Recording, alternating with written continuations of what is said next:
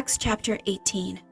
After these things Paul departed from Athens and went to Corinth, and he found a certain Jew named Aquila, born in Pontus, who had recently come from Italy with his wife Priscilla, because Claudius had commanded all the Jews to depart from Rome, and he came to them.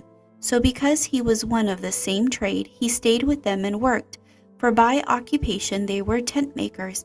And he reasoned in the synagogue every Sabbath and persuaded both Jews and Greeks. When Silas and Timothy had come from Macedonia, Paul was compelled by the Spirit and testified to the Jews that Jesus is the Christ. But when they opposed him and blasphemed, he shook his garments and said to them, "Your blood be upon your own heads. I am clean. From now on I will go to the Gentiles." And he departed from there and entered the house of a certain man named Justus, one who worshipped God, whose house was next door to the synagogue.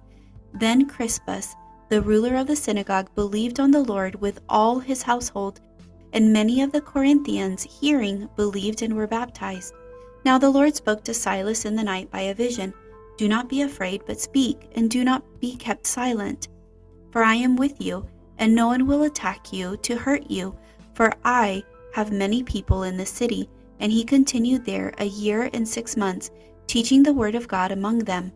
When Gallio was proconsul of Achaia, the Jews with one accord rose up against Paul and brought him to the judgment seat, saying, "This fellow persuades men to worship God contrary to the law." And when Paul was about to open his mouth, Gallio said to the Jews, "If it were a matter of wrongdoing or wicked crimes, O Jews, there would be a reason why I should bear with you. But if it is a question of words and names and your own law, look to it yourself, for I do not want to be a judge of such matters." And he drove them from the judgment seat. Then all the Greeks took Sosthenes, the ruler of the synagogues, and beat him before the judgment seat. But Gallio took no notice of these things.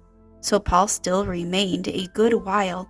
Then he took leave of the brethren and sailed to Syria, and Priscilla and Aquila were with him. He had his hair cut off at Cenchrea, for he had taken a vow.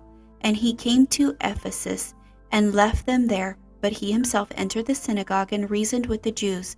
When they asked him to stay a longer time with them, he did not consent, but took leave of them, saying, "I must by all means keep this coming feast in Jerusalem, but I will return again to you, God willing." And he sailed from Ephesus. And when he had landed at Caesarea and gone up and greeted the church, he went down to Antioch.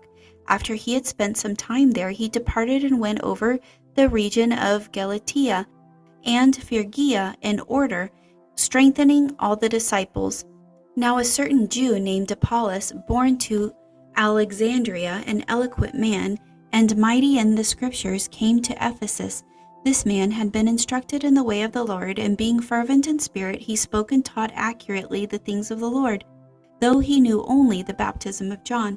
So he began to speak boldly in the synagogue. When Aquila and Priscilla heard him, they took him aside and explained to him the way of God more accurately.